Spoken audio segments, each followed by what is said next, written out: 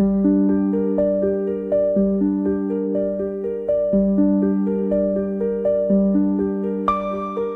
you ever felt like you're always available for everyone, except yourself?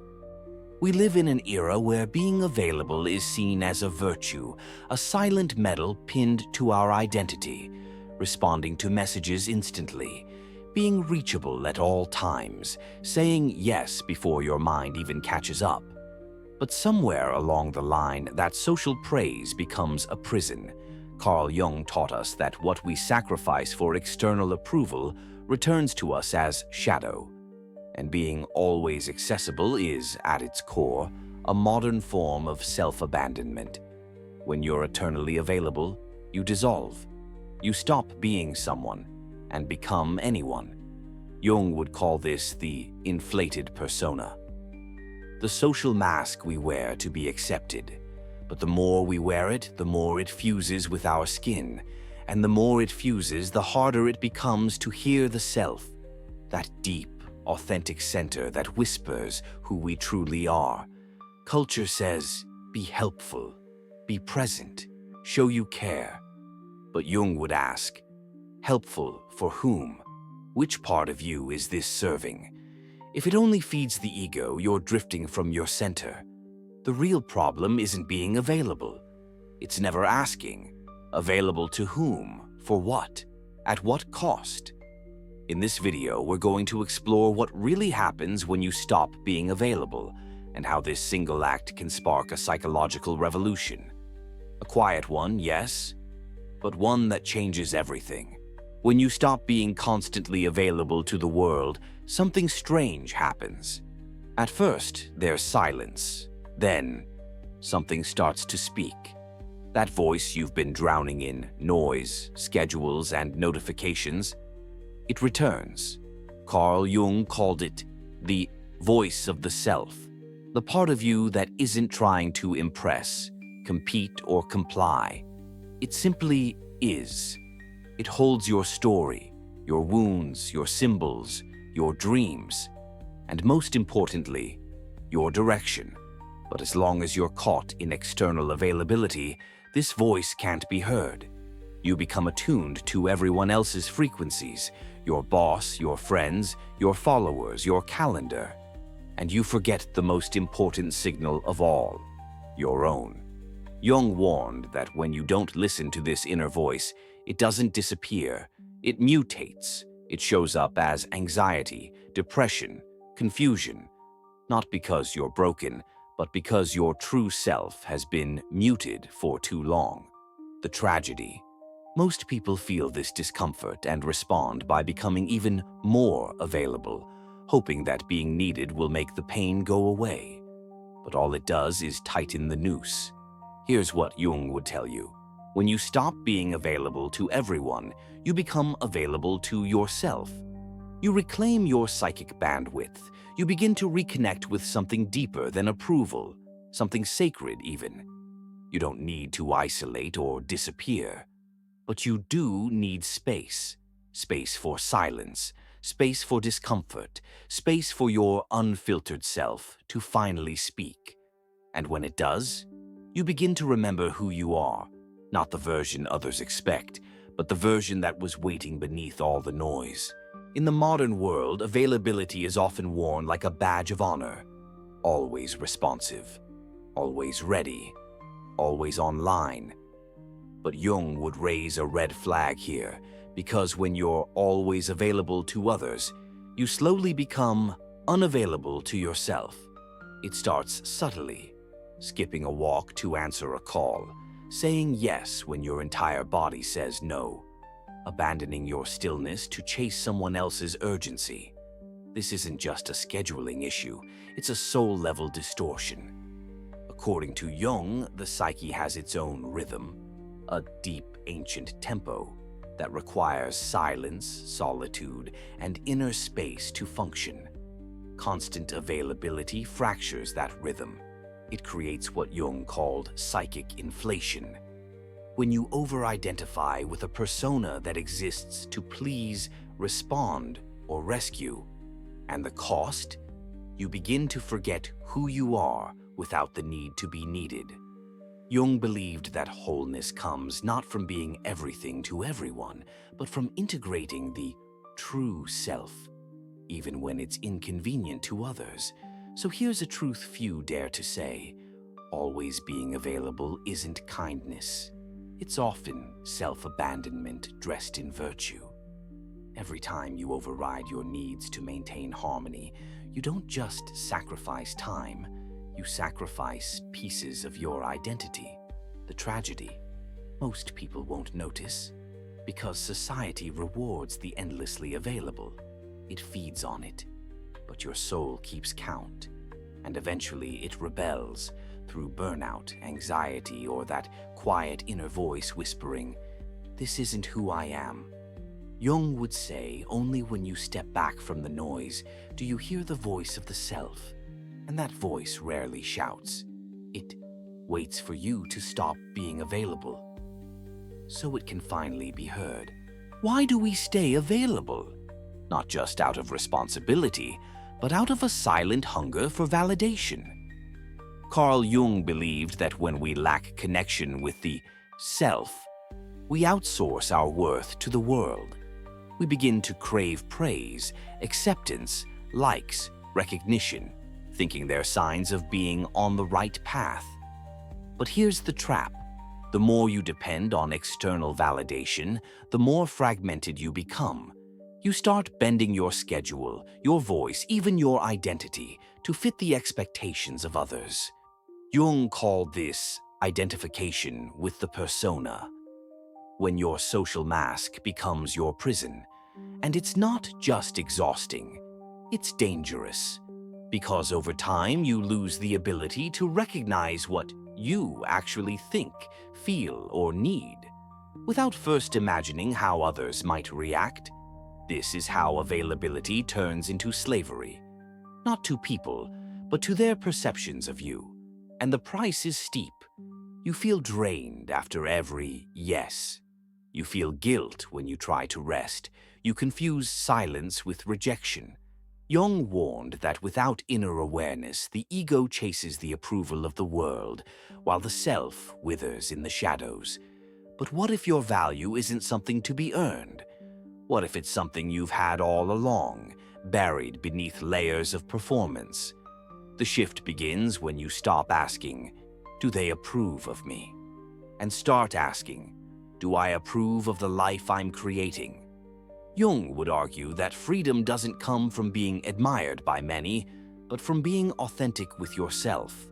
And sometimes authenticity requires unavailability, not out of arrogance, but out of self-respect. Because only when you stop being available to the world can you become available to your soul. When you withdraw your availability, the world resists. Friends call you distant. Work demands more of you. Even your own mind screams, "You're falling behind." But Jung saw withdrawal not as a failure, but as a sacred phase of psychological growth. In his words, loneliness does not come from having no people around, but from being unable to communicate the things that seem important. And those important things often appear in silence. This withdrawal is not escape, it is descent. A descent into the unconscious, where all the pieces of you, your fears, hopes, instincts, and shadows, wait to be recognized. It is the moment the ego finally loosens its grip and the deeper self begins to stir. This process is painful because silence exposes everything you've hidden beneath your busyness. The compulsions, the false selves, the lies you told yourself to belong. But Jung taught that this confrontation is the essence of inner alchemy. Just as lead must be burned to become gold, your identity must dissolve before the true self can emerge. It is in withdrawal that you meet the parts of you that were exiled when you were too available, the creative spark that went quiet, the wild impulse that was tamed, the voice that kept whispering, "This isn't who I am." By turning inward, you stop chasing life and start remembering it.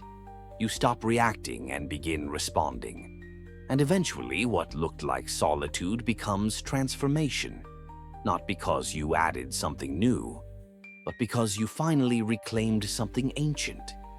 Jung would say, your soul is not in the noise, it's in the space you make by stepping back. And that space is the beginning of real power. When you stop being available to the outer world, you become undeniably visible to the inner one. And the first to greet you is the shadow. Carl Jung called the shadow the part of ourselves we repress, deny, or disown, not because it's evil, but because it's inconvenient. You were taught to smile, so you buried your anger, taught to achieve, so you silenced your rest, taught to serve, so you abandoned your needs, and every time you said yes when you meant no, your shadow grew louder. Withdrawal makes you confront this collection of buried truths. You'll hear the voice you ignored. You'll feel the rage you swallowed.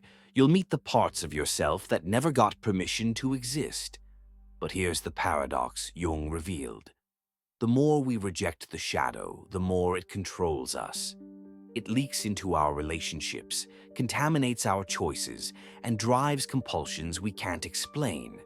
By becoming less available to external demands, you become more available to these hidden forces within. And as you shine a light on the shadow, you realize it's not your enemy.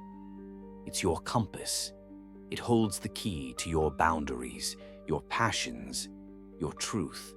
The shadow doesn't want to destroy you. It wants to integrate with you.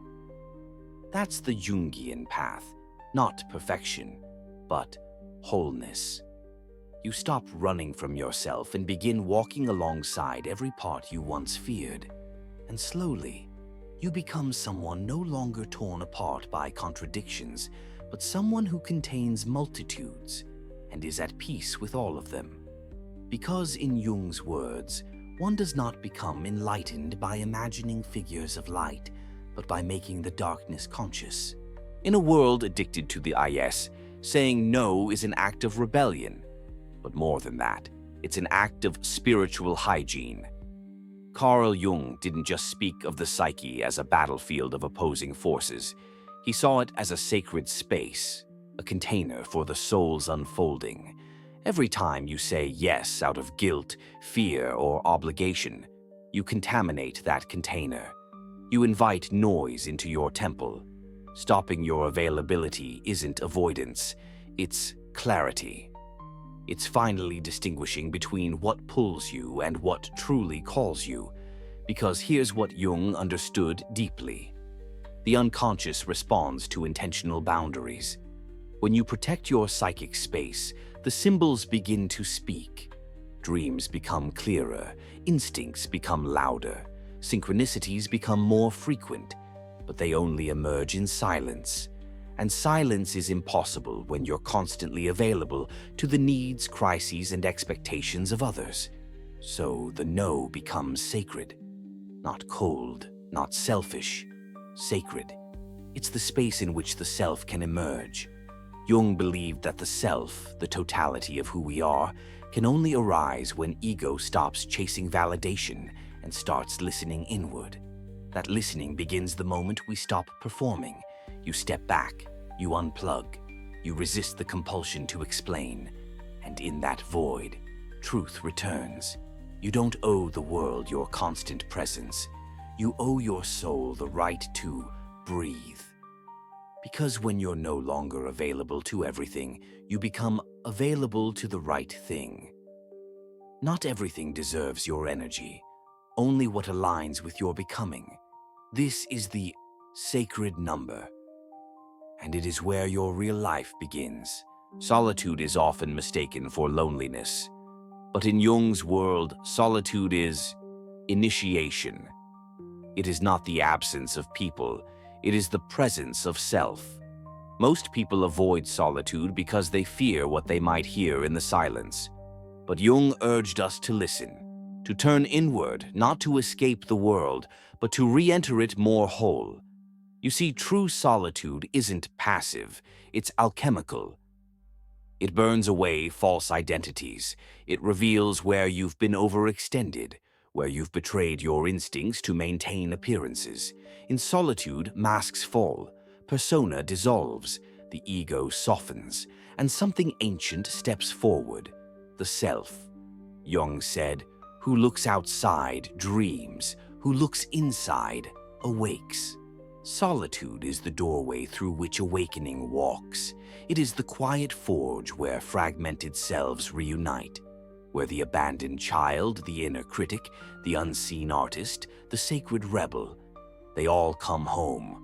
But you must build the sanctuary. You must choose to be unavailable to the noise that drowns your becoming. This is not a retreat from life. It is a return to essence. And when you emerge from that silence, you do not come back smaller. You return as someone real, rooted, aligned, undistracted by performance, unavailable to distortion. Jungian solitude teaches you to become a vessel for what truly matters. Not reactive, but responsive.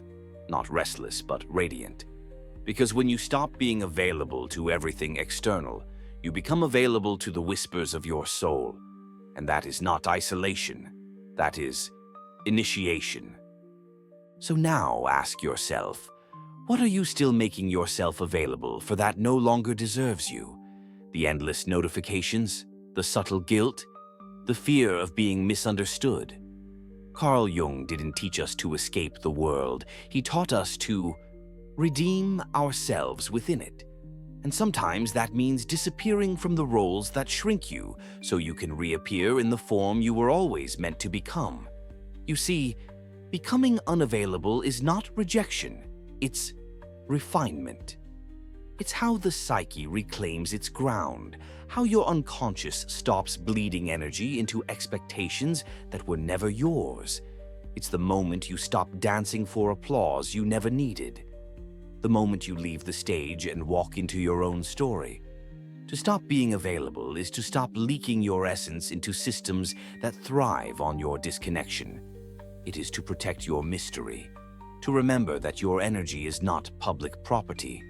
Jung believed that individuation, the journey toward the self, required boundaries, ruptures, and sacred silences.